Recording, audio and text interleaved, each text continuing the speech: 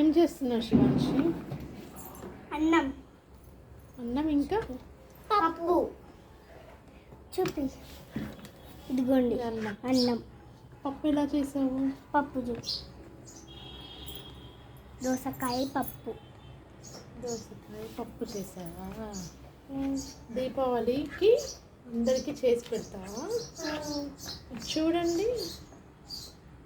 చూడండి.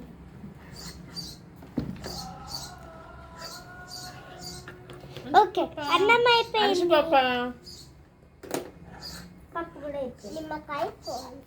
నిమ్మకాయ కూడా వేసేసాను. కొంచెం క్యాప్సికమ్ వేస్తే బాగుంటుంది. ఇంకేం చేస్తారు శివాంశి? Fish curry. పండగ ఈరోజు కదా. Fish curry. హలో అంశు, ఇది చూడండి ఒకసారి.